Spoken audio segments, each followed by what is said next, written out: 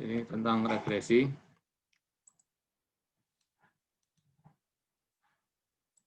Sebetulnya kalau secara konsep, saya kira kalian nggak asing ya, karena sudah dapat statistik gitu ya, dapat statistik, sehingga sebetulnya ya mereview saja sebetulnya. Tapi memang kalau di statistik itu yang diajarkan paling hanya regresi dasar ya, regresi linear, single maupun multiple, udah selesai. Kalau yang di mata kuliah ekonometrik sebetulnya basicnya semua regresi, ya, baik sehingga mulai diajarkan dari awal, dari regresi linear, single regression, ya, sederhana, regresi berganda, multiple regression, regresi kualitatif, dummy, ya kan, regresi respon kualitatif, regresi time series, ya kan? Karena time series itu juga pada dasarnya juga regresi, panel, regresi faktor koreksi, error correction model. Jadi semua sebenarnya pada dasarnya adalah konsep regresi. Kenapa ya? Ya karena memang ekonometrik kan sudah dijelaskan dari awal bahwa ekonometrik itu memang fungsinya untuk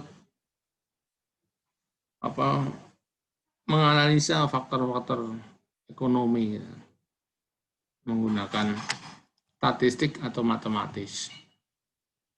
Sehingga ketika mencari hubungan atau relasi variabel-variabel ekonomi, maka dibutuhkan alatnya, alat yang fungsinya menganalisis variabel itu secara statistik atau secara matematis.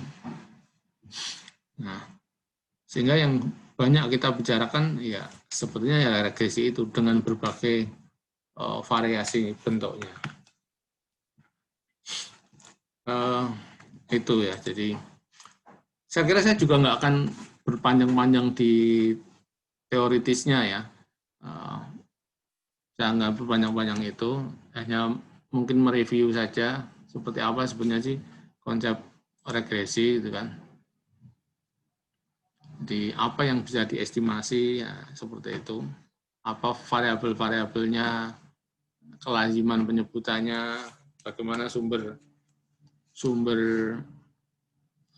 teori yang digunakan untuk mengestimasi dan sebagainya dan sebagainya. Itu. Oke, mungkin saya review, saya ulang dari, mungkin ada pertanyaan ya.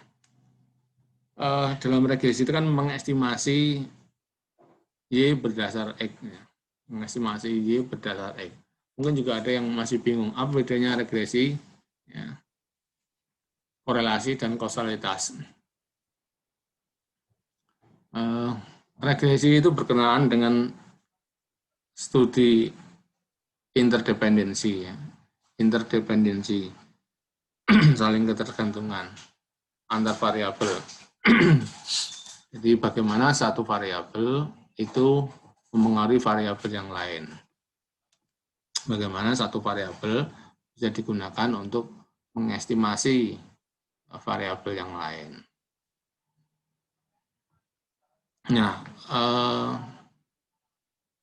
istilah yang lazim di regresi, ya kan, variabel yang digunakan untuk mengestimasi variabel yang lain itu sering disebut dengan variabel bebas, independen. Dengan variabel yang diestimasi, yang dicari nilainya, itu lazim disebut dengan variabel tergantung, dependen. Nah, ini saya kira istilah-istilah yang lazim ya, yang ada di regresi. Mungkin mereview, saya buat saja.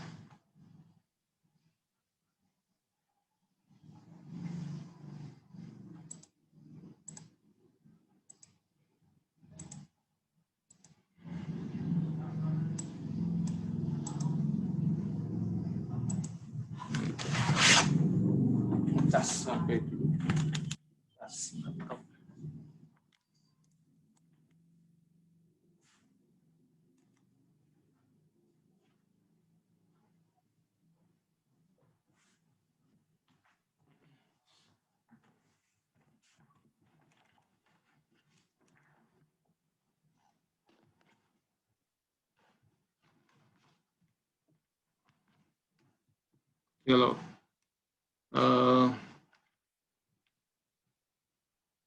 kalau kita lihat ya kan, dalam regresi itu ada review saja, saya kira mungkin siapa tahu ada yang lupa. Ada yang disebut dengan dependent variable ya kan, variable dependent dependent atau tergantung, ada independent variable. Ini yang banyak ya. Walaupun nanti ada intervening, ada moderating, tapi sampai bahasan yang di ekonometrik ya, yang ada di RPL kita itu nggak ada bahasan tentang intervening atau moderating, nggak ada. Masih sekitar ini saja, dependent independent. Sehingga saya nggak bicara tentang variabel intervening. Nah ini ada dependent variable, ada independent variable. Nah, sering mahasiswa masih bingung nih, mana dependent, mana independent. Dependent itu berarti yang dicari, yang dependent ini pasti yang diestimasi, yang diestimasi.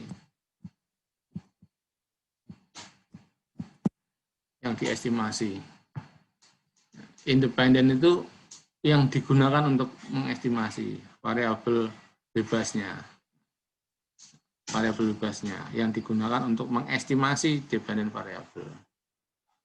Sehingga dependent variable itu variabel yang sebetulnya masih tanda tanya. Berapa nilainya? Berdasar apa? Berdasar independent variable. Kalau kita kembali ke model dasar regresi, Y sama dengan, ini paling dasar, A plus BX ini kan. Maka Y absen ini ya, Y absen ini yang dependent variable. Kenapa? Karena ini diestimasi dari X-nya. Diestimasi dari X-nya. Nilai Y absen dicari dari nilai X-nya. Kalau nilai X-nya segini, berapa Y-nya? Maka diestimasi. Ini dependent variable. Variabel yang besarnya tergantung dari variabel independen. Ini independennya X-nya. Nah, ini ya konsep dasarnya. Mau misalkan nanti ada B2, X2 dan seterusnya, tetap aja konsepnya sama. X ini merupakan variabel independen yang berfungsi untuk mengestimasi dependent variabel. Nah, itu. Mungkin contohnya apa ya? Contohnya.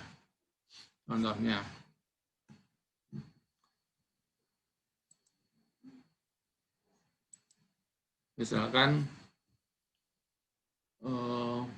ini juga harus hati-hati ya ketika kita mencari variabel, mencoba mengestimasi variabel. Maka kita harus menggunakan sumber teoritis yang baik. Artinya apa? Artinya ada kajian teorinya, bukan sekedar bersumber dari wangsit. Jadi ada rujukannya. Nah, sehingga relasi variabel tadi memang betul ada, secara teoritis ada. Sekedar review dependent independent variable ya. Misalkan apa ya?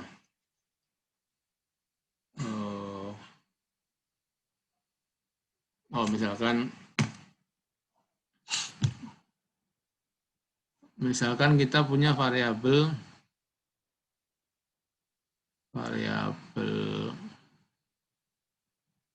PDB, PAD aja, pendapatan asli daerah. Pendapatan asli daerah. Kemudian kita punya variabel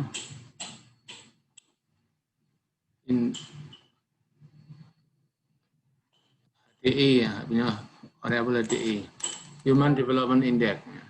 Human Development Index. Ini ada dua variabel, PAD, pendapatan asli daerah, dan Human Development Index.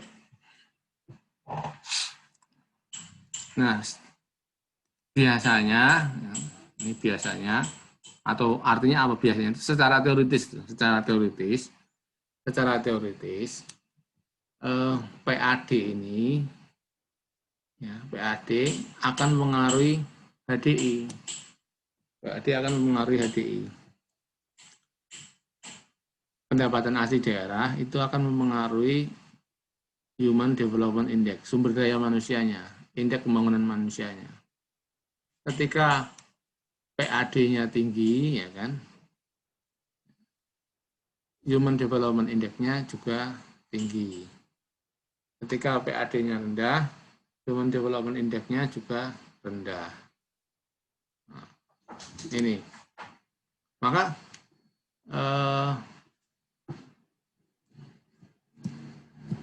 Maka ya kan PAD ini ya, PAD ini karena PAD itu mengestimasi HDI, ya, PAD ini mempengaruhi HDI, maka PAD ini independen variabel, ya kan? HDI itu dependent variabel,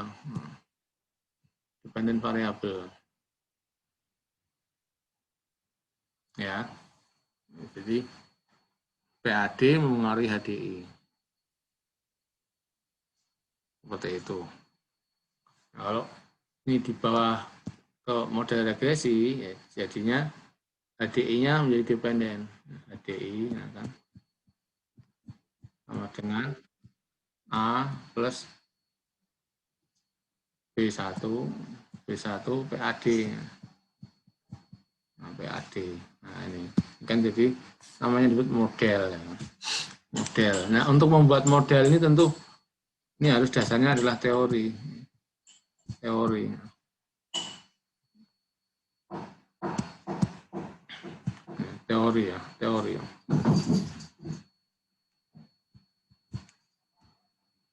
Dasarnya adalah teori. Kita nggak bisa membuat model yang baik tanpa dasar teori. Kita nggak bisa sekedar hanya memasang-masangkan variabel. Nggak bisa. Harus ada sumber teorinya. Itu. Nah, sehingga sini PAD, HDI, mana independen, mana dependen, saya kira sudah bisa membedakan. Nah, itu. Nah, walaupun nanti secara bisa jadi nanti secara empiris hasilnya bisa berbeda, tidak ada masalah ya. Yang penting konsep teorinya terbangun ketika membangun model. Gitu. Nah, contoh yang lain misalkan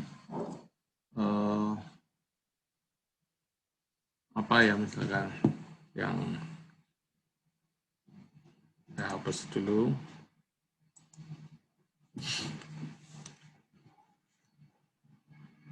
Misalkan kalau di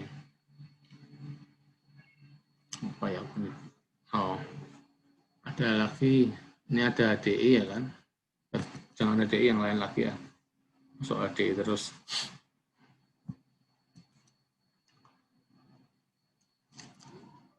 Apa sih ngasih contoh kok angel?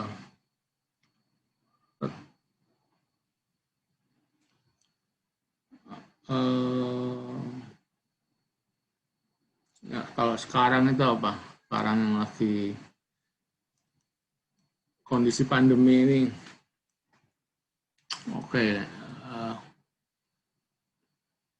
ini IHSG misalkan, IHSG ya, indeks harga saham gabungan ya kan, indeks harga saham gabungan. Ini ada misalkan inflasi, jangan inflasi lah, yang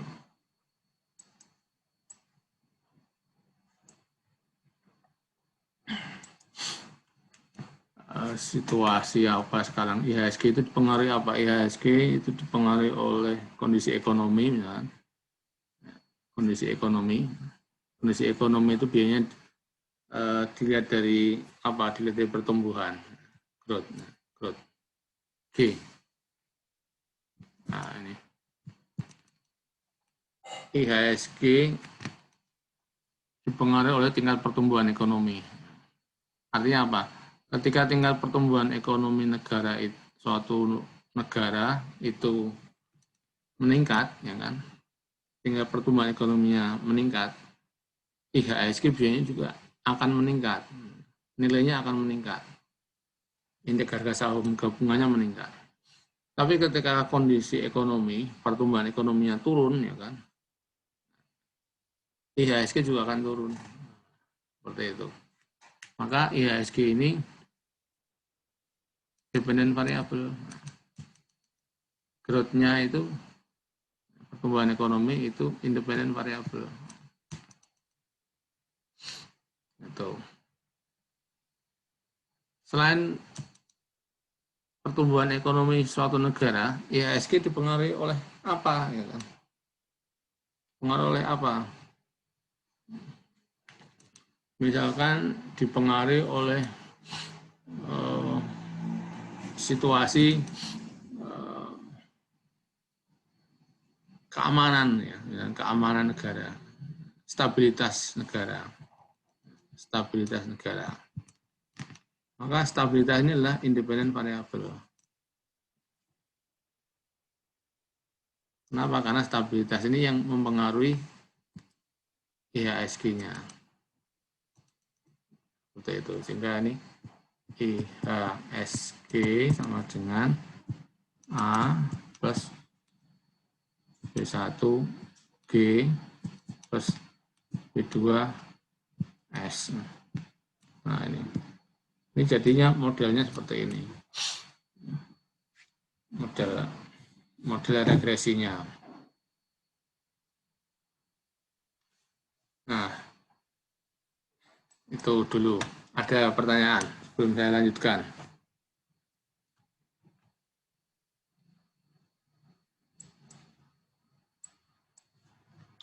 Jadi harus paham dulu konsep regresi, mana variabel independen, mana variabel dependen. Jangan bingung, jangan bolak-balik.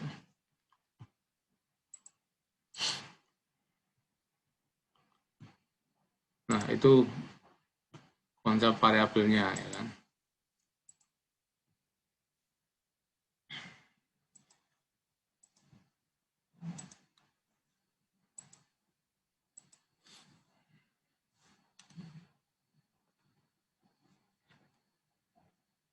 Nah, regresi itu menunjukkan hubungan satu arah, ya. Hubungan satu arah. Hanya X yang boleh mempengaruhi Y. Hanya independen variabel yang boleh mempengaruhi Y. Ya. Hanya growth tadi, pertumbuhan ekonomi, yang bisa mempengaruhi IHSG. Itu hanya satu arah. Dan nggak boleh bolak-balik. Nah, kalau bolak-balik namanya kausalitas. Kausalitas. Hubungan dua arah. Jadi hanya pertumbuhan ekonomi yang mempengaruhi IHSG. Tetapi tidak boleh IHSG mempengaruhi pertumbuhan ekonomi.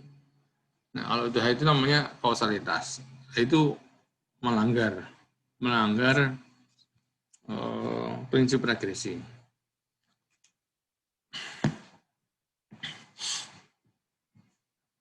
Nah, contoh yang lain, kan, pertumbuhan ekonomi dengan jumlah uang beredar. Jika pertumbuhan ekonomi tinggi, maka jumlah uang beredar naik. Jika uang beredar naik, maka mendorong pertumbuhan ekonomi. Ya, ini kan bolak-balik. Maka disebut kausalitas. semua variabel dependen, tidak ada yang independen. Kemudian barangkali ada yang masih bingung juga tentang korelasi. Bedanya korelasi dengan regresi. Kalau regresi tadi cenderung ke hubungan yang searah, tidak bolak-balik. Korelasi itu menunjukkan kekuatan hubungan. Mengukur kuat atau lemahnya hubungan. Itu korelasi. Jadi bukan bagaimana mempengaruhi apa, tapi seberapa besar sesuatu mempengaruhi sesuatu. Itu korelasi. Jadi yang korelasi itu yang lebih penting itu adalah derajat kekuatannya, derajat hubungannya, itu korelasi. Nah, berbeda dengan regresi. Nah, tapi memang nanti dalam analisis regresi itu pada umumnya juga akan disertai dengan analisis korelasi. Itu. Jadi kalau kita rangkum bedanya di sini, regresi itu asimetri, karena hanya satu arah, hanya X yang mempengaruhi Y, tapi tidak sebaliknya. Bagaimana variabel independen mempengaruhi dependen. Kalau korelasi simetri, artinya apa? Tidak ada namanya independen namanya atau dependen, nggak ada. Pokoknya ada dua variabel, kedudukannya setara. Itu korelasi. Kemudian variabel tak bebas atau tak bebas itu berarti independen, dependen. Variabel dependen itu random atau stokastik. Artinya mempunyai distribusi probabilitas. Maksudnya apa? Nilainya itu tertentu. Nilainya itu punya distribusi tertentu. Maksudnya apa? Nilainya itu bukan 1, 0, 1, 0, ya tidak. Bukan, tapi antara itu. Distribusi probabilitas. Sedangkan korelasi antara ujian statistik adalah sama dengan korelasi nilai ujian matematik dan statistik. Jadi nilainya sama. Kemudian regresi, variabel yang menjelaskan diasumsikan mempunyai nilai tetap. Nah, kemudian korelasi, variabelnya random.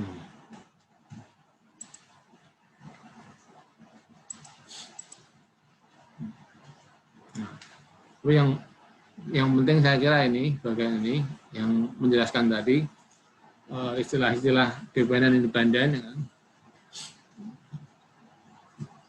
Tapi nggak usah diperhatikan semua. Saya kira hanya yang penting ini dependennya, independennya, itu saja.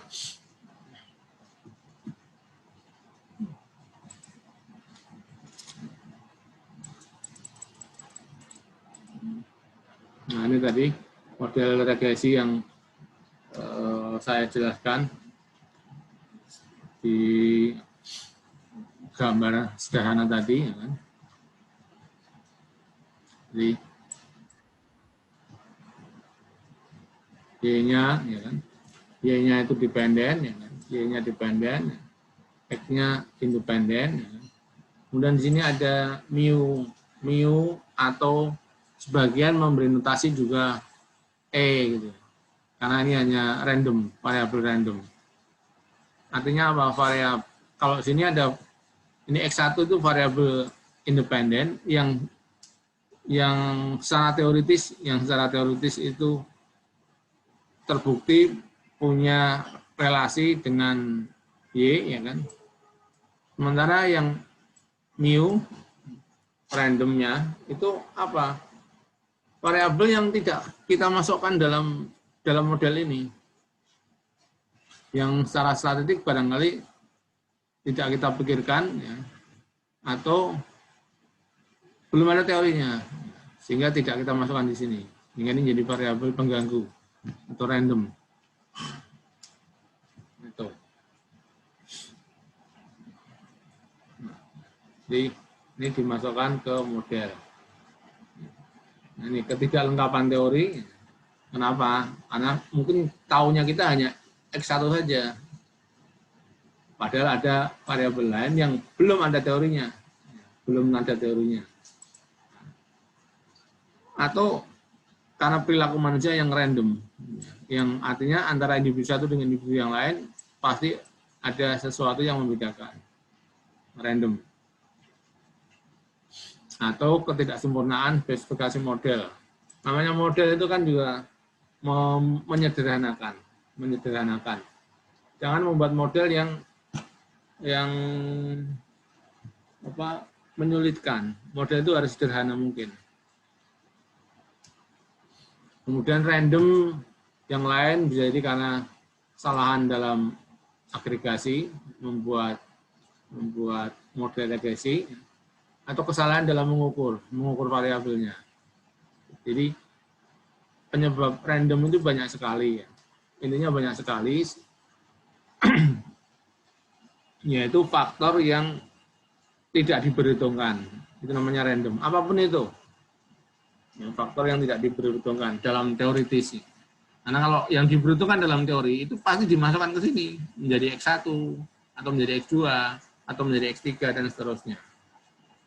Nah, faktor pengganggunya nggak tahu, maka tidak dimasukkan. Apapun itu.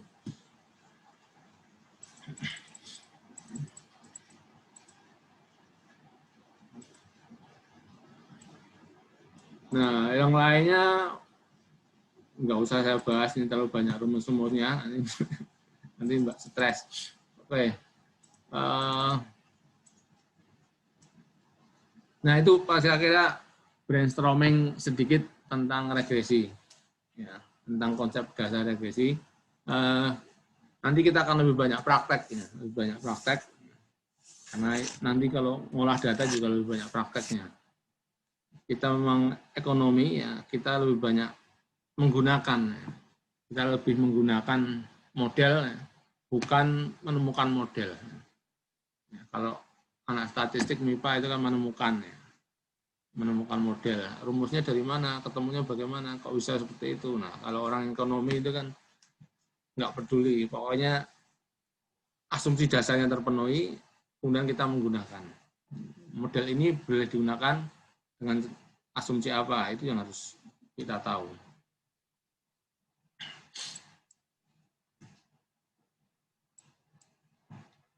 Itu. Oke, ada pertanyaan? Kalian sudah menyiapkan software EView-nya? Sudah ya. Oke. Ya, yang buat yang sudah.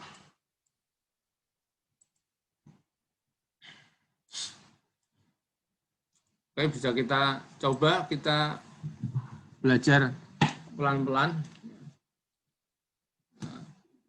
Mulai dari mengantar dulu. Seperti apa tampilannya EView. Saya pakai EView 10 ini.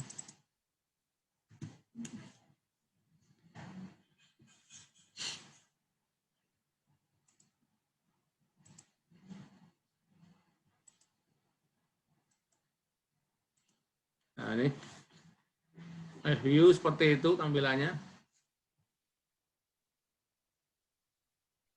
Seperti itu. Kalau kita buka pertama, akan seperti ini.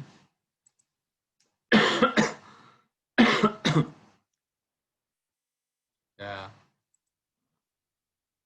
yang pertama kita buka, yang muncul adalah pilihannya, work file seperti ini. Nah, kalau kita work file, kalau misalkan saya buka lagi, stop.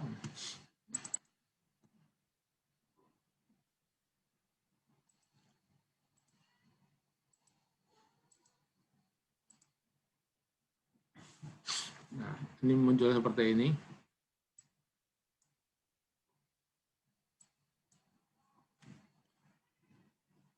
Ada create new work, view work file, open branching source. Nah, ada beberapa menu gitu kan.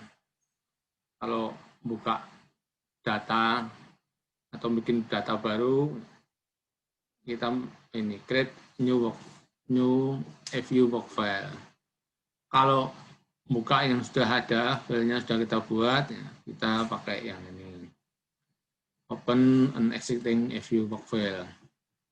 Kalau kita filenya dibuat sudah ada, tapi masih berformatnya lain, misalkan di Excel atau yang lain, kita buka ini, open origin file. Jadi kalau sudah ada filenya tapi masih Excel, nah kita impor pakai ini.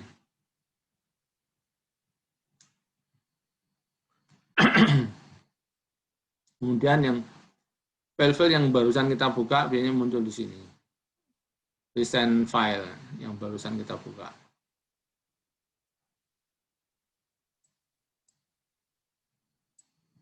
Nah itu. Coba kita buka ya, create new work file. Kita klik apa dampaknya.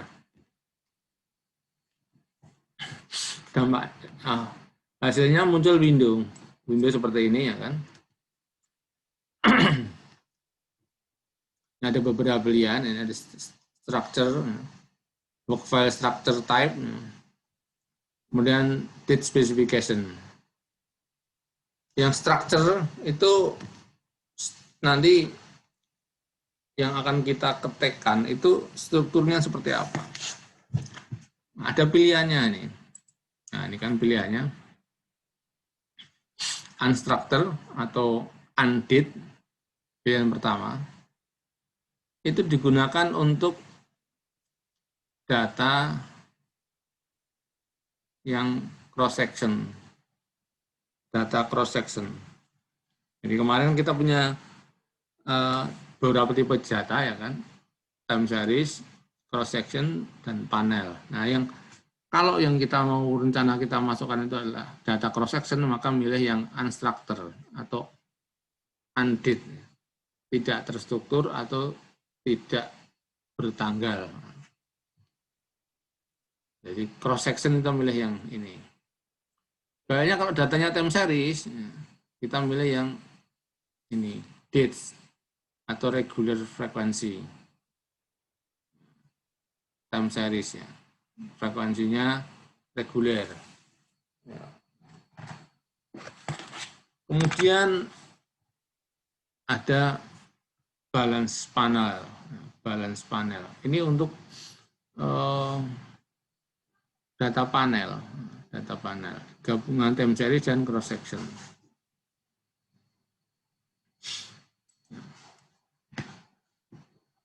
Nah, coba kita lihat ya kan, yang unstructured, undate. Nah, ini. Ketika undate dipilih ya, muncul menu ini. Date ring. Berapa jumlah observasinya? Ini observasinya. Sectionnya berapa? Respondennya berapa? Objeknya berapa? Itu kita milih di sini. Date ring. Misalkan jumlah observasinya 30, ya kita masukkan itu 30. Jumlah observasinya 5, kita masukkan 5. Nah, ini.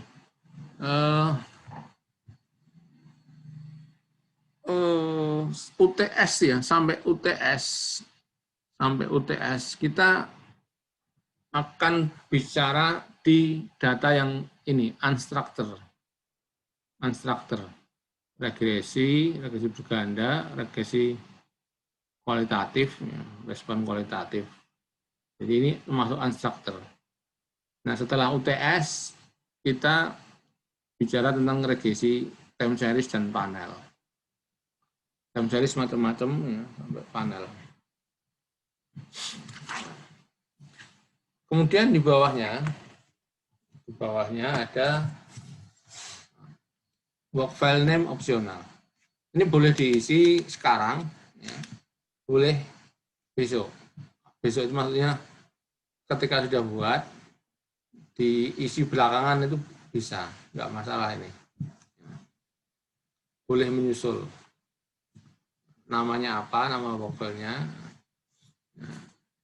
halamannya berapa. Nah, ini. Kemudian coba kita buka kalau regular frekuensi, date atau regular frekuensi. Ini pilihannya jadi seperti ini. Ya, pilihannya. Ini frekuensinya, ini ada macam-macam ini. Ada multi year, ya kan. Kalau tahun, tapi tahunnya tidak urut, ya, multi year. Kemudian ada annual, ya kan, tahunan, urut tahunnya. Semi annual itu semester ya. Nah, quarterly, kuartalan, ya, monthly, bulanan dan sebagainya. Ini tergantung data kita akan seperti apa. Kalau datanya yang dimasukkan itu nanti tahunan, urut, berarti annual. Kalau datanya itu bulanan, ya milih monthly. Bulanan tapi urut. Ya. Ini juga ada mingguan, ada harian. Harian ada 5 hari kerja, ada 7 hari kerja. Atau custom, dan sebagainya. Sehingga ini untuk data time series. Kemudian di sini ada start date and date. Ya, start date and date. Mulainya, kalau time series kan berarti data urut waktu. Nah, ini mulainya kapan? Start date-nya kapan? End date-nya kapan? Ditulis. Mulainya 2000, end date-nya 2020, seperti itu. Atau Januari, Desember, nah, jadi tergantung pilihannya. Misalkan monthly, berarti kan ini mulai bulan apa? Januari, apa Desember, dan sebagainya. Kemudian balance panel. Jadi data panel, data pool, kombinasi time series dan cross section itu ada yang balance panel, ada yang unbalanced panel. Balance panel itu berarti seimbang, ya. Seimbang, jumlahnya sama antar objek, antar series. Tapi kalau unbalanced panel berarti tidak seimbang. Itu. Nah, yang kita pelajari cuma sampai yang balance panel, yang seimbang. Nah, itu. Nah, kalau balance panel ini frekuensinya misalkan tahunan, berarti start date-nya tahun berapa, end date-nya tahun berapa. Kemudian number cross section-nya berapa, jumlah objeknya, cross section-nya, dan seterusnya. Nah, itu.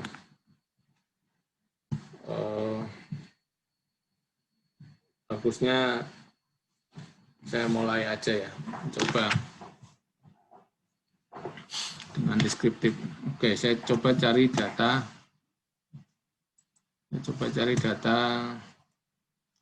Excel.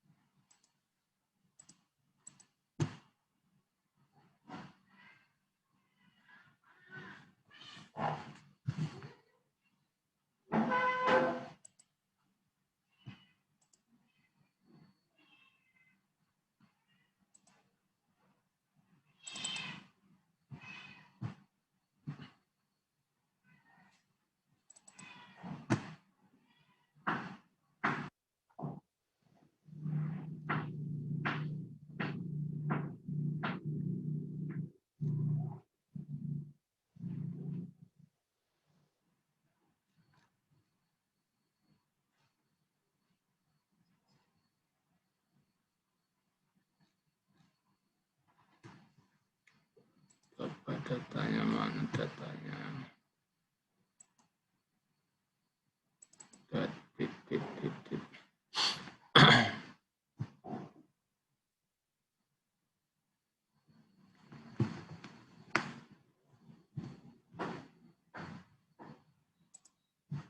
Nah, coba.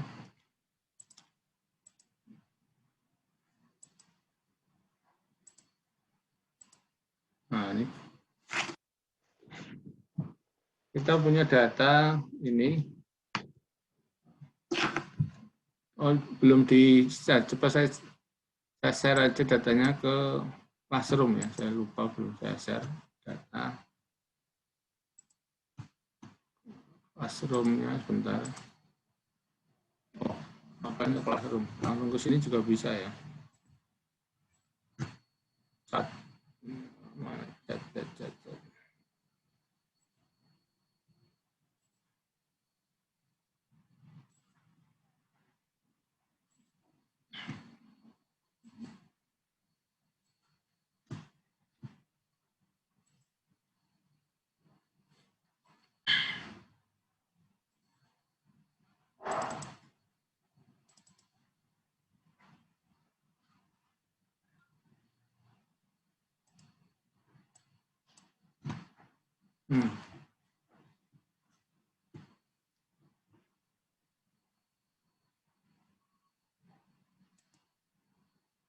Lupa.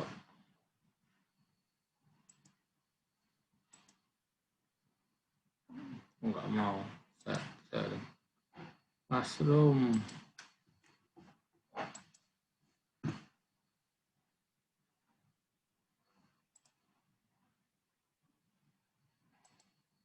Tiba-tiba Classroom enggak mau.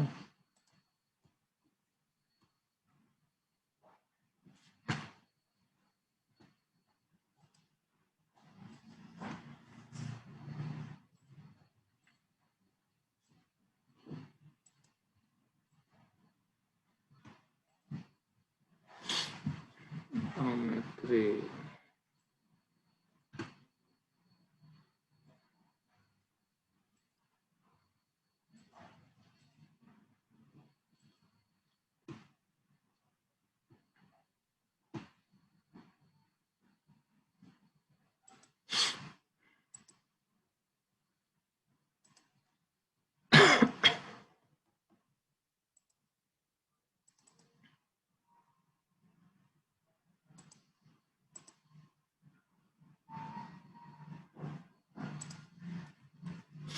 Nah, itu datanya ada di Classroom. Saya ikut ke Classroom. Datanya. Saya share ke sini kok nggak mau. Langsung di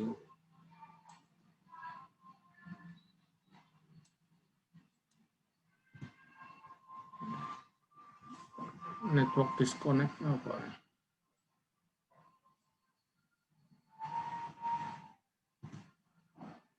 Ya, datanya sudah saya share di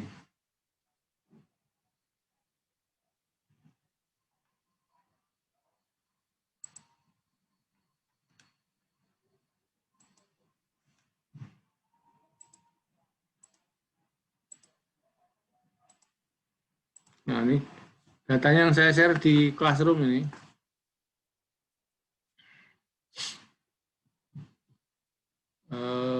Ada 4 variabel ini.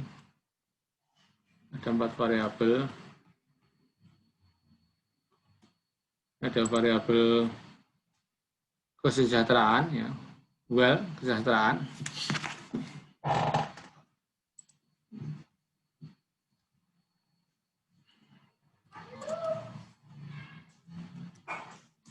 Kesejahteraan kan. Dan ada income, pendapatan bulan. Ini itu usia,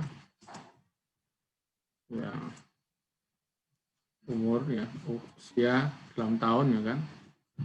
Kemudian F size itu family size, ukuran ukuran keluarga. Ukuran keluarga atau besar keluarga gitu. Artinya anggota keluarganya berapa? Ukuran keluarga. Jadi kita ada 4 variabel itu. Semuanya rasio ini, semuanya rasio. Semuanya rasio. Ada kesejahteraan, pendapatan per bulan, usia, dan ukuran keluarga.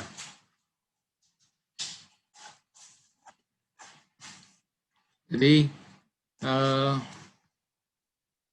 ini berusaha, ini ada 4 variabel ini, 4 variabel. Jadi apakah jadi mencoba mencari mengestimasi kesejahteraan ini, mengestimasi kesejahteraan berdasar income, usia, dan jumlah keluarga, ukuran keluarga. Apakah income itu mempengaruhi kesejahteraan? Apakah usia itu nanti mempengaruhi kesejahteraan? Apakah family size itu akan mempengaruhi kesejahteraan? Itu. Jadi di sini jawab.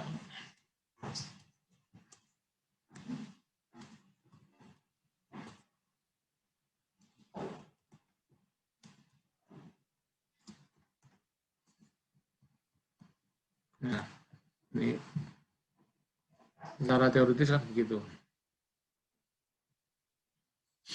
Nah, sekarang kita punya empat variabel ini. Sekarang ini kan di Excel ya, bagaimana variabel ini dipindah ke Excel. Bisa aja kita langsung impor ya, dengan origin source tadi, ya, tapi nanti kita nggak belajar ya, kita paling nggak kita tahu dulu, misalnya kita entry ini, memasukkan data ini ke Excel, ke EView. Nah, data ini data apa nih?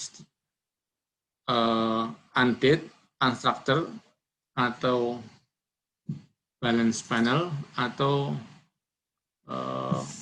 time series, atau dates.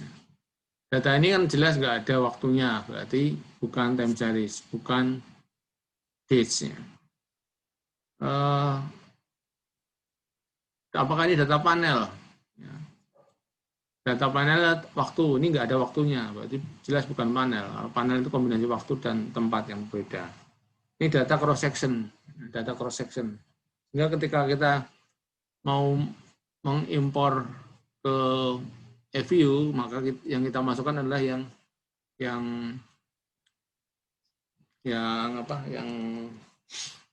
undate, yang cross section. Nah, oke, kita coba buka. Stop dulu, stop. Kita buka yang EView-nya ya kan. Nah, ini seperti ini, file new, work file. File new work file. Nah, ini file new work file. Nah, yang mau dimasukkan apa? Nah, tadi ini datanya adalah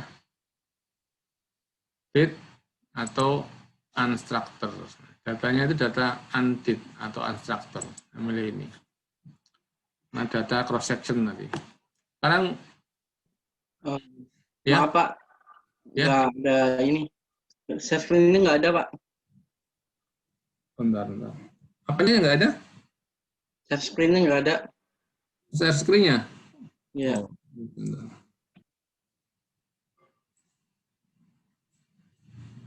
Nah, sekarang ada ya? Udah kelihatan belum? Udah? Udah Pak. Saya ulangi lagi dari awal. File, new, ya kan? Work file. Kalau nggak ada yang layar awal tadi ya, ini kita mulai dari sini. Kalau udah ada layar yang tadi, langsung aja memilih yang work file. Nah, work file. Nah, ini. Sekarang strukturnya data tadi itu data yang mana ya, gitu kan? Kita milih yang ini. Tadi datanya data cross section karena nggak ada waktunya, berarti bukan yang tipe date, bukan juga balance panel. Ya. Ini berarti yang unstructured atau undate. Kemudian observasi, berarti jumlah observasinya, jumlah datanya. Nah, kita lihat berapa jumlah datanya. Banyak banget ya, banyak banget. Coba lihat jumlah datanya. Saya share lagi. Nah, ini jumlah datanya. Nah, ini 9276 di sel 9276 ya. Ini satu, pakai satu, berarti 9275 ya kan. Ini 92, jumlah observasinya 9275. 9275.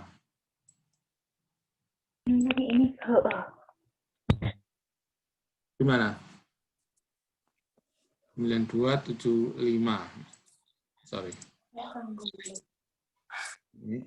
Jadi sini 9275. 9275. Masukkan.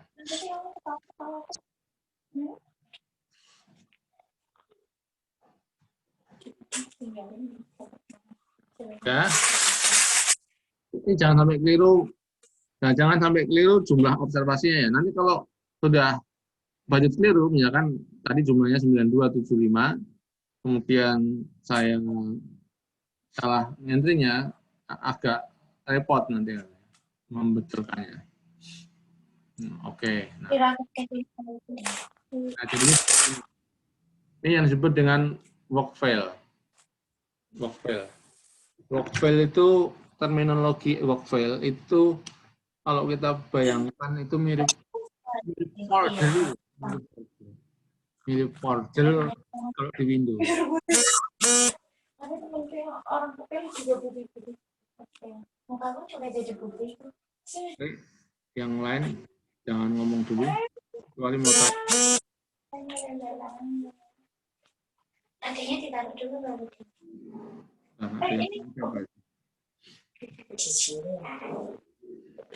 Kalau ketingginya, Pak. Pinggirnya nggak muat.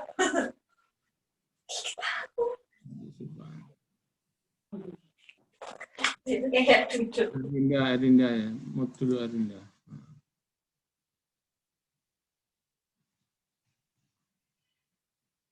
Oke, mana tadi? Nah, ini hasilnya.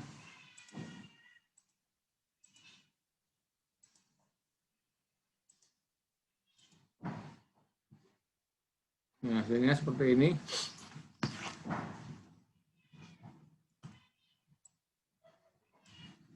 Hasilnya ya. Work file. Work file itu terminologinya mirip dengan folder kalau di Windows ya. Kenapa? Karena nanti setiap kita menganalisa itu muncul di sini. Setiap kita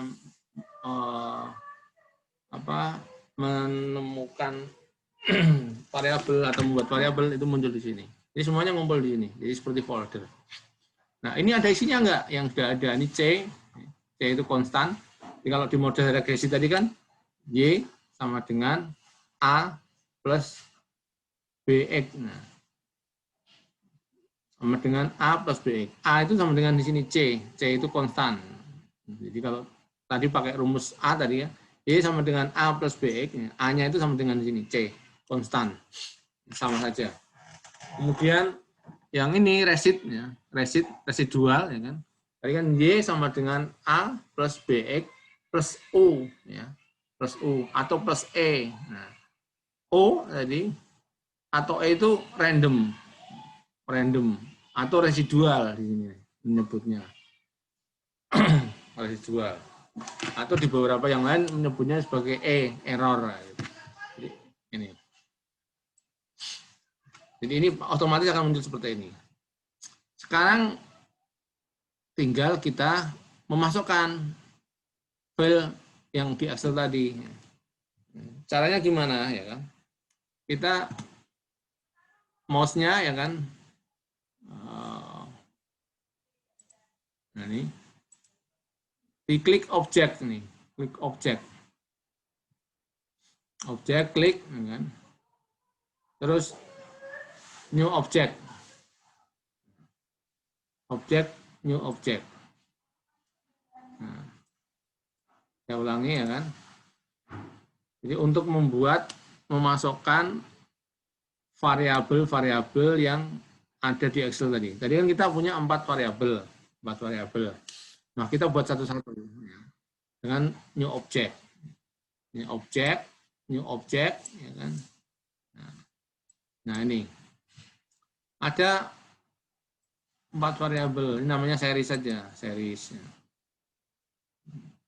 Ya, apa yang namanya apa yang mau kita masukkan? Misalkan yang mau kita masukkan pertama itu while-nya. Tulis saja sini. Nah, ini.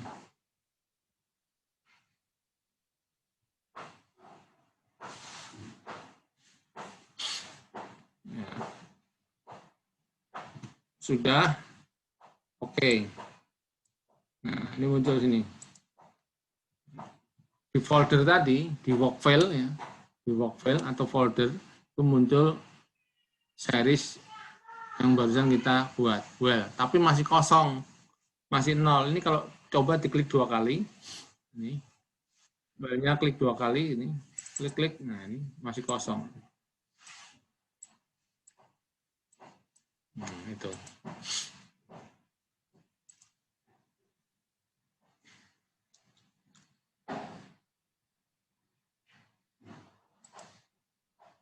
Masih kosong, jadi tinggal dimasukkan. Cara masukkannya gimana? Klik 2 kali. Klik 2 kali. Nah, ini klik 2 kali. Kemudian pencet edit plus minus ini. Edit plus minus ini. Edit. Nah, seperti ini. Kemudian kita buka yang Excel-nya. Artinya kita buka. Copy aja. Di blok di copy. Di blok di copy.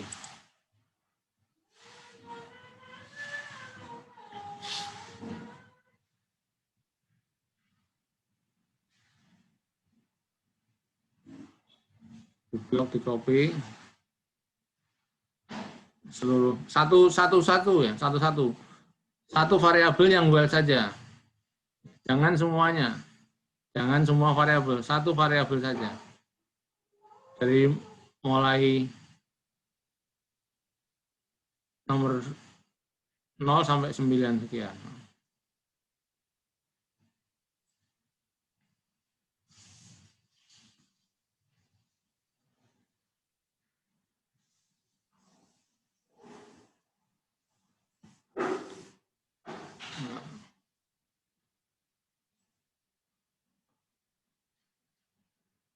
Nah, mantap. Dapat kedua.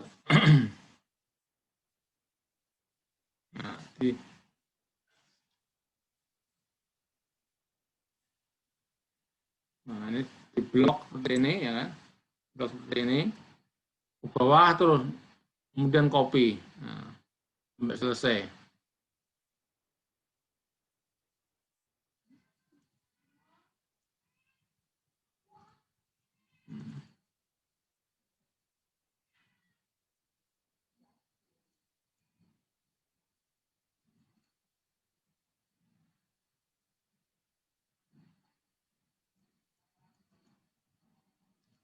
Nah, di blok seperti itu.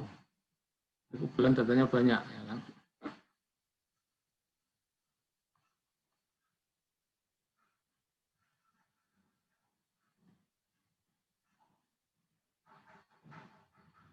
Nah, ini Ctrl T.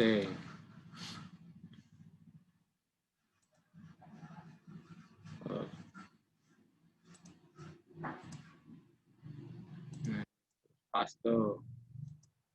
Nah, seperti itu. Jumlahnya coba lihat gua 9275. Nah,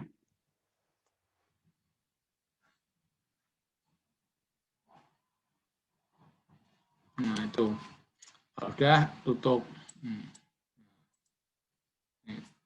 Udah tutup, ini dibuka lagi, sudah ada datanya. Nah, sudah ada datanya.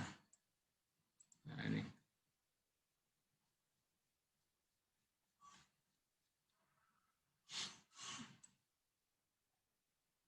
Nah, seperti itu. Kemudian ikuti untuk variabel yang lain. Untuk variabel yang lain. Yang apa? Nah, ikuti untuk variabel yang lain. Variabel apa lagi satunya itu. Ngopi kayak tadi, kalau datanya banyak, yang paling cepat paget shift, ya kan? Paget shift. Paget shift. Dan backdown, shift dan backdown. Lebih cepat. Kalau hanya shift lama. Contohnya ini, saya mencet shift saja, mana ke bawah, ini satu-satu kan lama. Satu-satu ini. Kalau saya mencet shift, ya, tombol shift, ya, berbarengan dengan backdown, nah, langsung cepat kan. Nah. Atau nggak usah dilepas backdown-nya. Backdown-nya nggak dilepas, ini cepat sekali. Nah, langsung ke 4.000, 5.000, nah, cepat kalau backdown-nya nggak dilepas.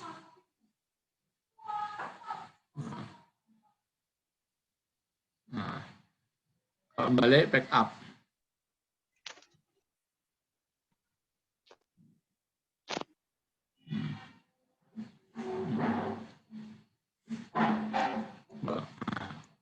Kalau satu ini agak pelan. 12. Nah, ini pelan. Seperti itu caranya.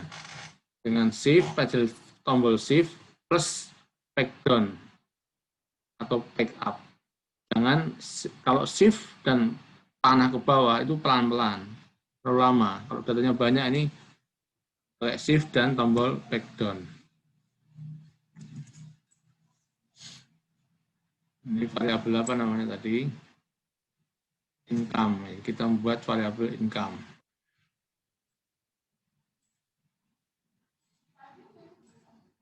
Income. Nah. Objek, ini objek ya kan? Income gitu. Oke. Nah, ini klik 2 kali. Kemudian edit. Oke, paste. Nah, udah.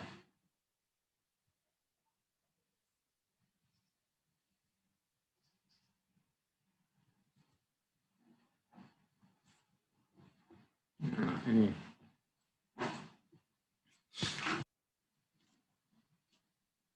Demikian untuk variabel yang lain. Caranya begitu.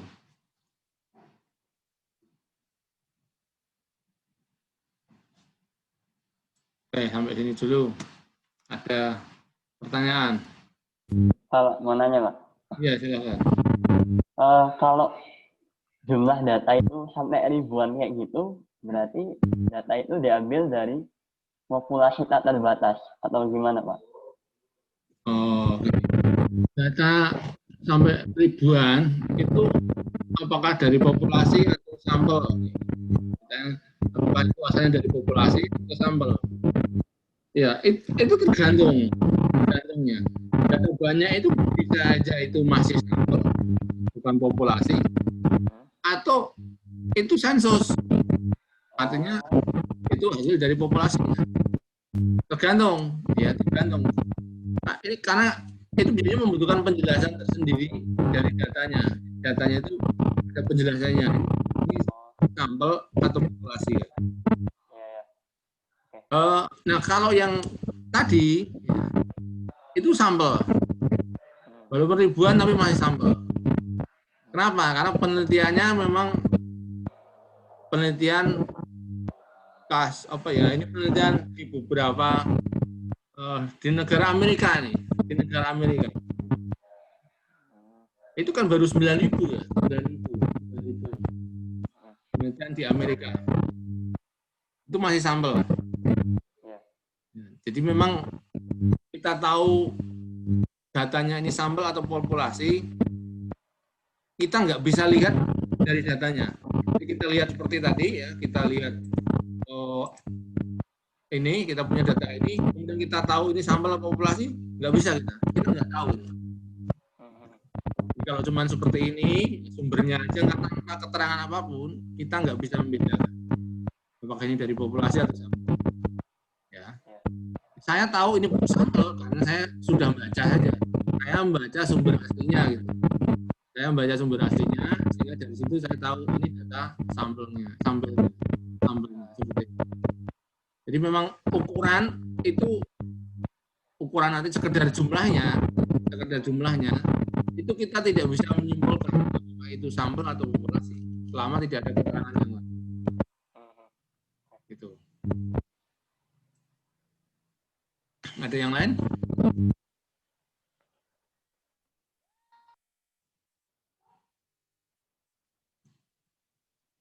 Yang tadi langkah-langkahnya tadi udah pada tahu? Sudah bisa? Ini Masih ada gangguan, Pak. Iya, memang banyak gangguan kalau namanya kuliah online ini. Makanya sejak awal aku udah ngomong ya, gimana nih? Aku aja kayak gini kan juga nggak ngerti ya. Ini pada bisa nggak gitu ya? Artinya ya, saya abaikan lah yang memang nggak pengen bisa, saya abaikan. Tapi dari sekian anak kan tetap banyak juga memang benar-benar pengen bisa gitu. Artinya pengen ngikuti langkah-langkah saya dari satu demi satu sampai dia bisa. Kan banyak sekali yang pengen seperti itu. Nah, celakanya kan saya nggak bisa lihat ini kan.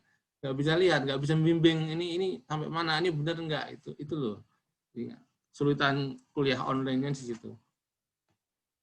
Ditambah lagi mungkin ada gangguan signal, gangguan ini, waduh aku. Gimana, saya ulangi lagi?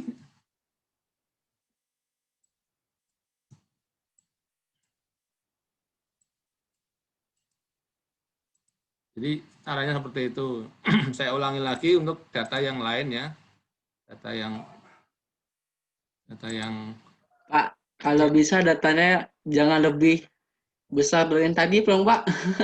Karena secara yang kami itu datanya terlalu besar, Pak, tulisannya, Pak. Datanya terlalu besar? Iya, Pak. Terlalu besar di mana ya? Kan tadi kan jumlahnya kan ada 9275 kan, Pak. Nah, tempat di level kami itu tertulis datanya terlalu besar gitu, Pak. Oh, di anunya, di FU-nya? Iya, Pak. Oh, kamu pakai FU yang student ya? Iya, student. Oh, iya. Oh. Betul. Saya carikan data yang nggak besar aja ya. Ya memang kalau kalian downloadnya yang versi student ya atau student light itu memang dibatasi oleh jumlah observasinya. Nah kalau yang saya share di Classroom itu kan bukan versi student, itu yang full version ya, versi full. Cuman cara nginstalnya memang agak ribet itu kalau yang full version. Yang saya share di Classroom ada versi 9 ya, versi 9 sama versi 10. Itu nginstalnya agak ribet, tapi itu full ya. Datanya banyak, nggak akan masalah. Itu. Nah ini teman-teman ini sebagian besar pakai yang student version ya.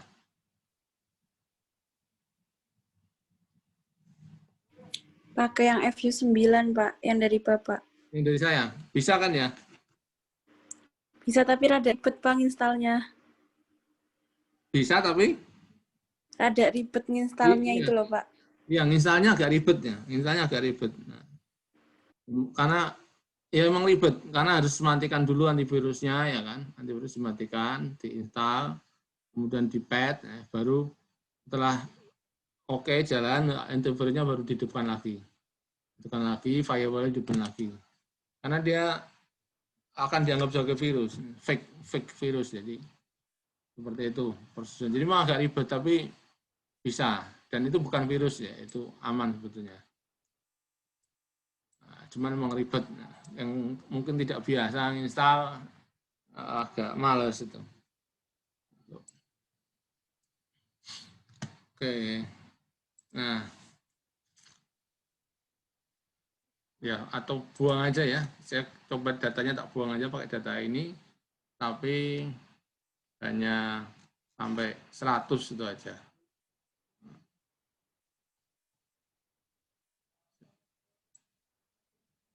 Ya. Saya nggak tahu sampai berapa kalau student version itu ya. Ini mungkin kalau ada yang pakai student version banyak. Oke, kita copy aja datanya, kita ambil sampai 100 saja. 100 saja, saya taruh di sheet Excel yang lain. Ini apa sih? Oh, dataku yang lain.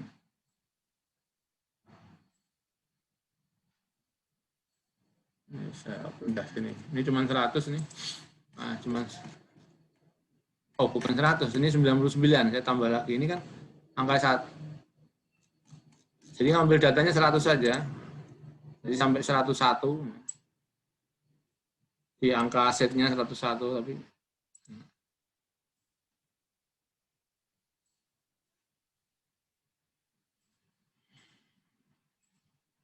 nah ini datanya 100 saja ini data 100. 100.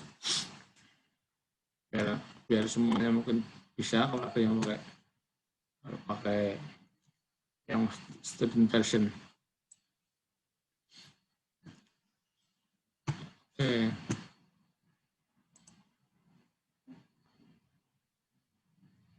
Ininya berarti saya buang lagi ya. Nah, saya bikin baru lagi. Harus bikin baru. Work file, undate, unstruktur. Nah, ini sampai 100 saja. Saya harus bikin baru karena datanya cuma 100.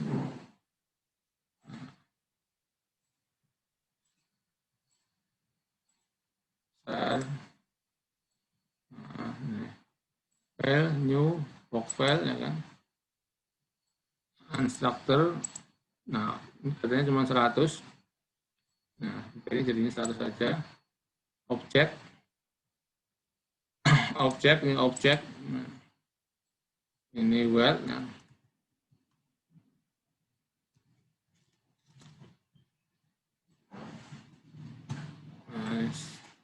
Filenya 100. Ini objek lagi. Apa tadi variabelnya? Variabelnya apa tadi? Filenya 100, kemudian kita isi. Start screen. Nah, ini filenya cuma 100 saja. Kita copy.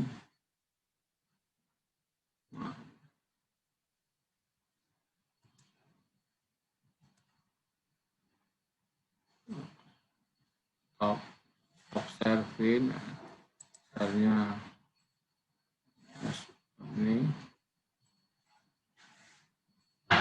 Edit. Paste. Nah, ini cuma 100. Nah, datanya cuma 100. Nah, biar semuanya bisa. Ini saya sesuaikan, ini semuanya 100.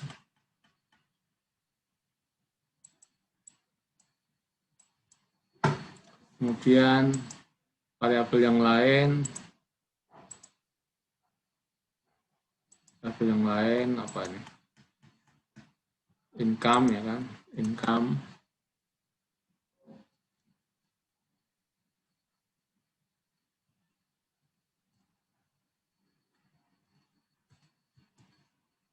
Income juga 100.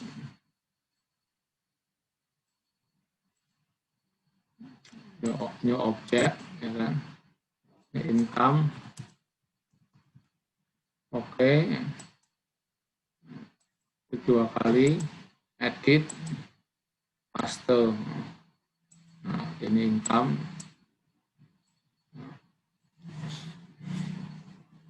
Nah, ini dua variabel udah jadi ya kan. Ini kalau ini work file-nya tulisan work file untitled, jadi belum disimpan ini. Work file untitled. Kita simpan saja file save. File save. Nah, ini nama filenya apa? Misalkan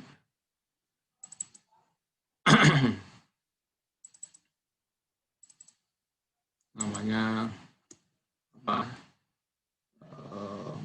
Data aja, data 2020. Data 2020, setelah nyimpannya namanya apa ya kan? Save. Double precision, oke. Nah, ini.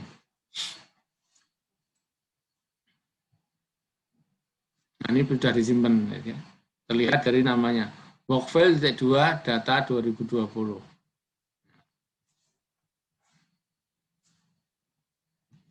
Demikian juga untuk variabel yang lain.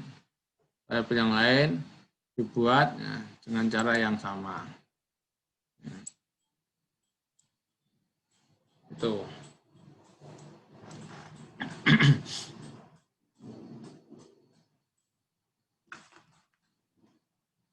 Sudah bisa semua ya, itu dengan data 100 tadi. Iya Pak, bisa Pak. Ya, alhamdulillah.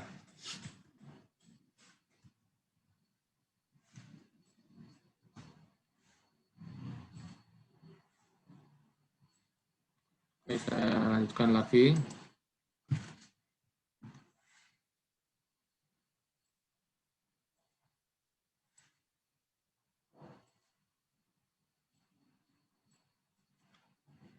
Nah, kita coba belajar dengan dua variabel ini aja. Kita coba well-nya, ini well-nya. Di klik 2 kali, ya, dibuka. Nah, 2 kali buka seperti ini. Jadi setiap kali kita mau menganalisis ya, bisa aja variabelnya dibuka seperti ini atau langsung dari menu-menu yang ada. Nah, dari menu-menu di sini untuk analisis, misalkan statistiknya, nah, dari sini atau dibuka variabelnya ini, nah, dibuka dulu, nah, baru dianalisis. Nah, oke, cara paling mudah memang dibuka dulu saja biar nggak bingung. Nah, dibuka dulu. Yang mau dianalisis apa? Misalkan variabel well ini kita buka dulu ya kan. Seperti itu. Kita coba statistik deskriptifnya seperti apa. Statistik deskriptifnya. Nah, ini view. Nah, ini statistik deskriptif lewat menu view ini. View ya kan. Ini ada deskriptif statistik.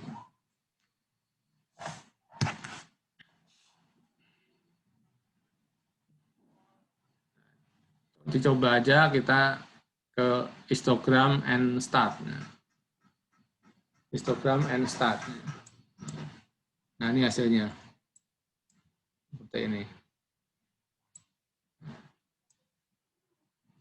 Ini hasilnya. Statistik deskriptif dari variabel well. Nah, ini histogram ya, histogram. Mungkin masih ingat dulu statistik ya. Ini sebelah kanan ya, ada yang nilainya 800 ya. kemudian 0,00000 sekitar 260-an, ya kan? 0,000 kemudian 180-an dan seterusnya. Nah, kalau lihat seperti ini, berarti kan secara statistik kita bisa menyimpulkan ini angka 180-an ini sampai 800 itu adalah nilai-nilai yang ekstrim, nilai-nilai ekstrim, nilai-nilai yang outlier, nilai-nilai yang berbeda dengan sebagian besar data yang ada, itu kan. Sebagian besar datanya kan di sini, di tengah ini. Outliernya ini, yang ekstrim outlier itu 800 kemudian 280-an ini ekstrim. Nah, ini kalau kita lihat gambarnya seperti ini. Kemudian kalau kita lihat gambarnya, kita juga bisa nyimpulkan ini tidak normal. Ini tidak normal. Tidak normal.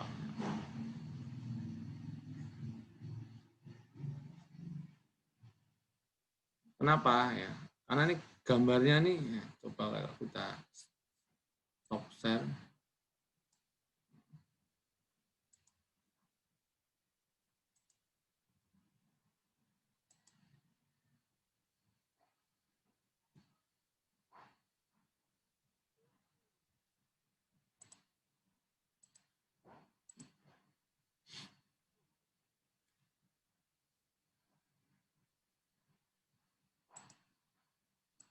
Nah, ini kita melihat gambarnya ini pasti tidak normal.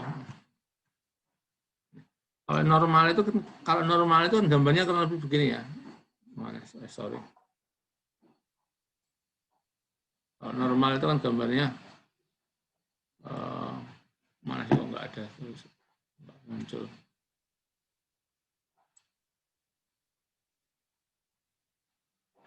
Nah, ini normal. Ini kan jauh dari kata seperti ini. Jauh dari gambar yang berbentuk lonceng atau kurva lonceng. Nah, ini tidak normal. Tidak normal. Kalau kita lihat, ini lihat kan.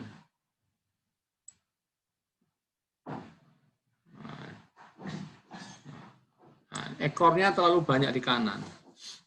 Ekornya ini kan ekornya terlalu banyak di kanan. Ini karena kenapa? Ini nilai ekstrimnya di sini.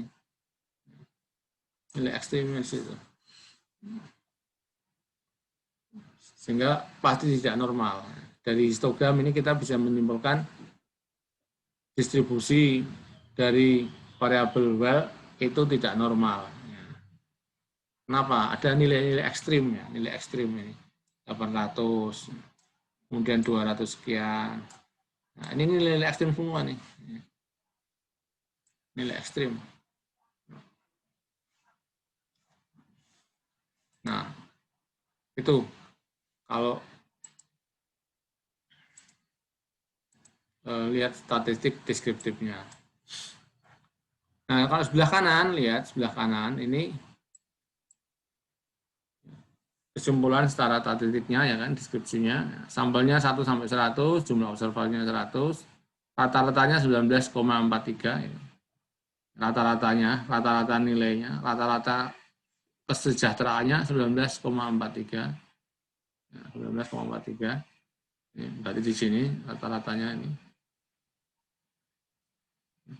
Rata-ratanya 19, sekian. Tapi kalau kalian lihat ya kan, nilai maksimumnya ada 800, ada 200 sekian. Maka ini ekstrim kan, terlalu jauh dibanding rata-ratanya. Medianya aja cuma 1,6. Nilai maksimumnya ini 800-an kan, 778. Nah, demikian. Nilai Jargobera itu fungsinya untuk lihat data itu normal apa tidak.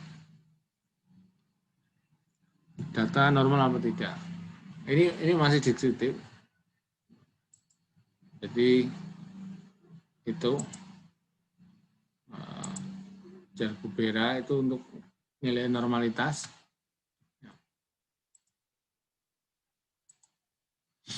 Jadi Jar-Gubera itu untuk lihat, Jar-Gubera itu uji normalitas ya, untuk uji normalitas.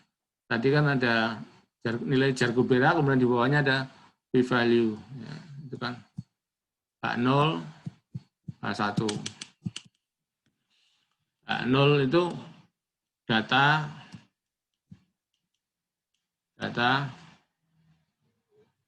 distribusi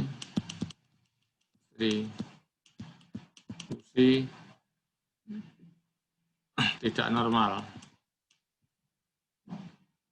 Sorry.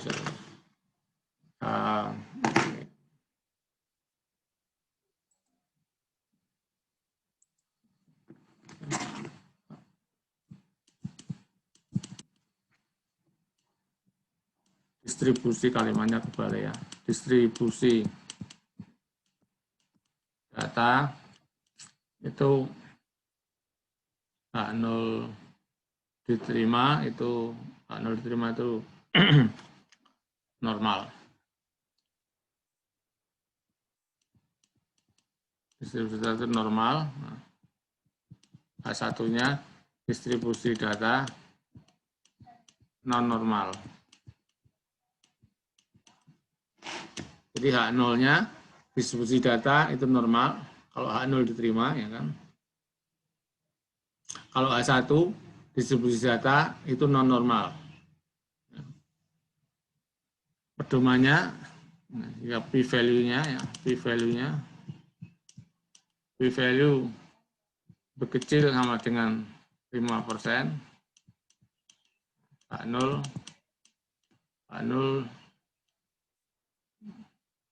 ditolak.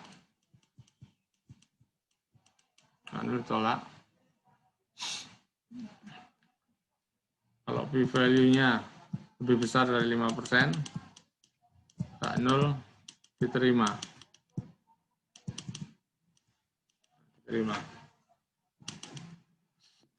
Itu. Jadi normal kalau H0 diterima. Non normal kalau H1 ditolak. Ini sekalian karena kebetulan melihat tab grafik tadi ya. Ini pasti nanti akan dipakai seterusnya karena normalitas itu uji asumsi ya. Salah satu uji asumsi dari regresi. Jadi nanti kalau ada uji asumsi regresi normalitas sudah tahu ya, sudah tahu caranya. Oh, lewat menu itu. Lewat menu deskriptif. Loh, ini belum tak share toh. Sorry. Belum tak share whiteboard-nya. Nah, ini. Sorry, belum tak share tadi. H0 ya. H0 distribusi data itu normal ya kan. H1 distribusi data non normal. P-value-nya kalau lebih kecil dari 5%, H0 ditolak. Kalau lebih besar dari 5%, H0 diterima. Jadi normal itu kalau H1 diterima. Kalau H0 diterima itu normal. Kalau H0 diterima itu normal. Kalau H0 ditolak malah non normal. Artinya apa? Yang diharapkan itu adalah tidak signifikan. Yang diharapkan malah tidak signifikan. Itu.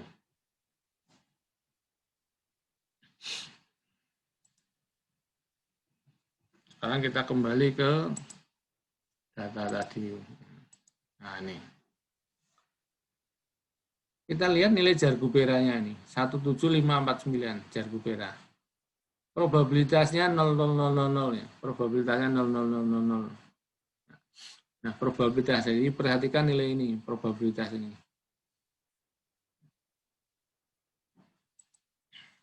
Probabilitasnya 0,0000. Nih, perhatikan nilai ini. Probabilitasnya 0,00. Nah, artinya apa nih? 0,00 di bawah 5%. Di bawah 5%. Itu p-value. P-value-nya ya. P-value, nah itu p-value-nya di bawah 5%. Nah, itu kan. P-value-nya di bawah 5%. Nah, 0,00. Artinya apa? Berarti H0 ya ditolak. H0 ditolak. Berarti yang benar H1. H1 bunyinya apa? Distribusi data non-normal. Distribusi data non-normal. Jadi kesimpulannya sama dengan melihat histogramnya. Histogram tadi kesimpulannya juga tidak normal, ya kan? Tes Jar-Gubera juga menyimpulkan datanya tidak normal. Seperti itu. Ini karena kebetulan deskriptif di EView itu langsung ada menu normalitas, sehingga langsung bisa kita baca.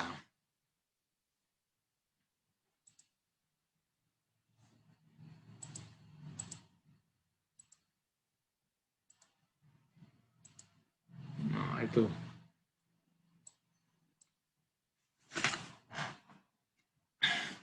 Jadi seperti itu ya, deskripsi.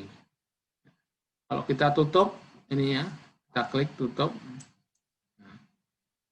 kita buka lagi well itu muncul sama ya.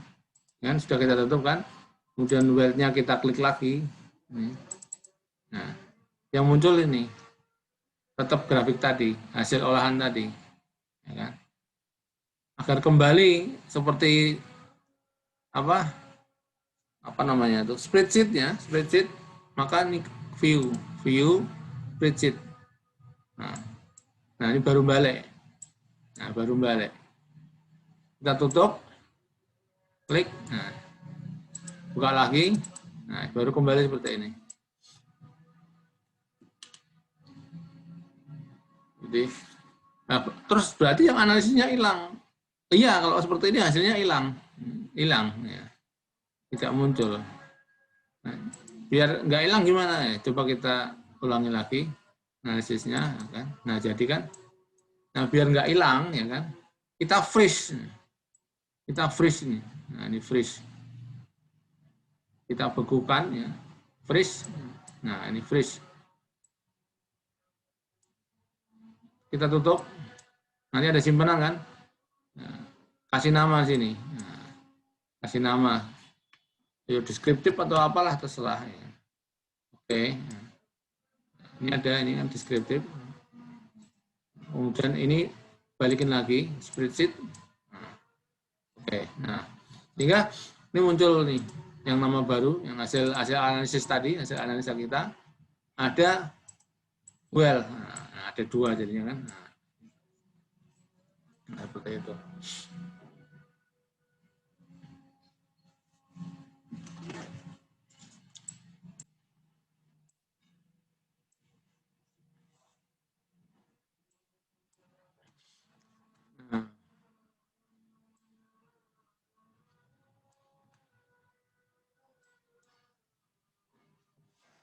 Nah, demikian ya.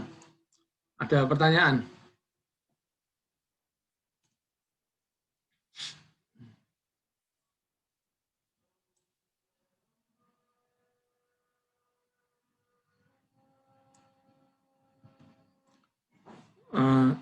Pelan-pelan saja ya. Kita tekane saja nanti. Tekane. Pak, Ya. mau nanya lagi, Pak. Ya, silakan. Itu tuh EView itu diproyeksikan untuk data-data yang sifatnya fisik atau non-fisik. Contohnya kayak gini. Kan kalau di SPSS, suara saya kedengaran nggak, Pak? Iya, siap, kedengaran. Ya. Kalau di SPSS itu kan, aku pernah nanya dosen gitu kan, SPSS itu digunakan untuk data-data yang bersifat fisik, artinya kayak harga barang, kemudian indeksan gitu. Terus kemudian ada data-data yang sifatnya itu kayak gimana ya, kayak dia tuh nggak ada fisiknya, kayak kepuasan, terus keinginan, terus keimanan, nah kayak gitu-gitu. Kira-kira EView ini bisa atau tidak gitu Pak? Atau layak atau gimana ya? Sesuai atau tidak? Oke, saya paham. Oke, jadi gini ya, apakah EVU dan SPSS itu untuk digunakan untuk data yang istilah tadi, istilah fisik non fisik gitu. Saya nggak paham itu istilah mana itu data fisik non fisik ya kan. Itu karena itu bukan istilah baku ya kan. Bukan istilah baku dalam statistik. Mau fisik atau mau non fisik, selama itu ada datanya, ada wujudnya. Wujudnya apa? Metrik. Metrik itu angka ya kan. Selama itu wujudnya angka, pasti bisa diolah. Mau pakai SPSS, mau pakai EVU, silakan saja. Hanya memang ini, hanya masalahnya adalah kelaziman. Begini, kalau EVU itu lazim untuk mengolah data-data. Lazim itu artinya apa? Maksudnya saya lazim itu berarti dia punya kekuatan. Kekuatannya di situ, keunggulannya di situ. Maka banyak digunakan orang untuk mengolah itu sehingga jadi lazim gitu. Umumnya. Kekuatannya di mana? Kekuatannya pada time series. Kekuatan EVU itu pada mengolah data time series. Itu keunggulan utamanya. Bentuknya macam-macam ya. ECM, VECM, panel time series. Wah, keunggulan EVU di situ. Data time series. Terus apakah tidak bisa digunakan untuk data yang lain? Cross section apa yang istilah tadi data non fisik? Oh, bisa aja, semuanya bisa gitu kan. Hanya tetapi memang jadi kan kurang lengkap gitu. Kurang lengkap. Nah, gitu. Kurang lengkap. Menu-menunya model-model yang bisa digunakan itu tidak lengkap. Tapi mengerti itu tidak lazim ya. Saya bilang tidak layak kita menggunakan istilah data fisik atau data non fisik, tidak layak. Lebih lazim namanya misalkan SPSS itu data-data ilmu sosial namanya data-data ilmu sosial itu berarti apa? Ya, ilmu sosial kan ilmu yang bukan fisik. Ya. Ilmu sosial itu bukan ilmu fisik. Ilmu sosial itu bukan ilmu pasti. Ya. Sehingga apa? Ya mengolah ilmu sosial, data-data ilmu sosial seperti kita tahu itu lengkap sekali ya. Model-modelnya, analisnya komplit. Sehingga memang kekuatannya, keunggulannya SPSS itu untuk olah data-data ilmu sosial. Model-model penelitian sosial kuat sekali. Sosial macam-macam jadinya, macam-macam. Terus apakah tidak bisa untuk olah ilmu non sosial? Loh, bisa saja, semuanya bisa ya kan. Ya, tapi memang itu keunggulannya seperti itu. Selama datanya angka, metrik, maka ngolahnya pakai bisa SPSS, bisa EVU. Tinggal apa yang diolah. Misalnya gini, kita sama-sama angka, yang mau diolah adalah time series. Kalau saya bisa dua-duanya. Ya. Tapi kalau misalnya ngolah time series, buat saya lebih mudah, lebih enak, menunya lebih lengkap menggunakan EVU. Tapi ketika saya pengen mengolah misalkan multidimensional analisis pakai EVU, nggak bisa EVU nggak bisa. Itu harus pakai SPSS. Nah. Karena itu keunggulannya ngolah data ilmu sosial yang angka. Saya mau ngolah conjoin analisis conjoin, pakai EVU nggak bisa. Itu harus pakai SPSS atau MDS. Nah, seperti itu. Sebaliknya, apakah SPSS semuanya bisa? Enggak bisa juga. Untuk misalnya partialis square, gitu, analisis regressi simultan, itu enggak bisa pakai SPSS. Terbatas. Bukannya enggak bisa. Bisa, tapi merepotkan. Ribet. Nah, lebih mudah lagi pakai software yang lain. Pakai PLS atau Smart PLS. Gitu. Demikian seperti itu. Jadi, iya, Pak. Semua punya keunggulan, ya. Bukan berarti tidak bisa. Semuanya beberapa, misalkan standar itu pasti bisa semua. Statistik deskriptif, semua pakai apapun bisa. Tapi memang ada keunggulan masing-masing seperti itu. Dan bukan mungkin ya, data istilah tadi, data fisik, data non fisik itu bukan istilah yang baku. Ya. Bukan istilah baku. Tidak familiar, tidak pernah ada istilah itu di ilmu statistik ya, atau di ilmu pengukuran itu nggak ada. Mungkin maksud saya kelazimannya itu Pak, mungkin ya. kayak salah nangkep kayaknya. Iya, kelaziman tadi. Kelaziman aja karena punya keunggulan. Jadi ya seperti itu. Kalau analisis tentang ekonometrika ya memang view atau analisis yang sifatnya time series intinya. Keunggulan view itu memang di time series. Macam-macam bentuknya, macam-macam variasinya itu ada semua di view.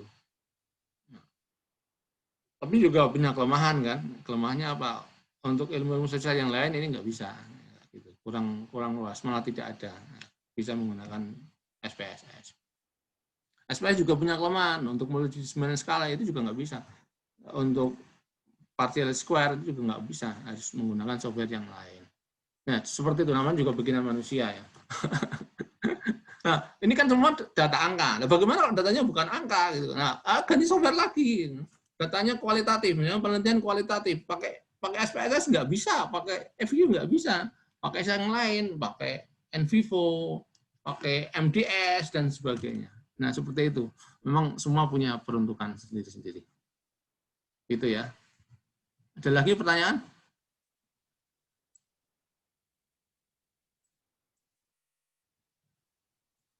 Oke, kalau nggak ada, saya kira materi hari ini cukup itu dulu ya. Coba dipelajari. Ya. Yang variabel yang lain, yang 2 tadi belum dimasukkan, coba dimasukkan. Ya. Belajar, ya kan. Itu saja. Intinya dilatih sendiri. Ya. Nanti kalau memang ada kesulitan, bisa WA saya atau tanya saya. Itu pelan-pelan. Itu terima kasih atas atensinya untuk kuliah hari ini. Ya. Semoga tetap sehat, tetap jaga kesehatan. Itu. Assalamualaikum warahmatullahi wabarakatuh. Waalaikumsalam warahmatullahi wabarakatuh. Waalaikumsalam warahmatullahi wabarakatuh. Terima kasih, Kak. Itu kan.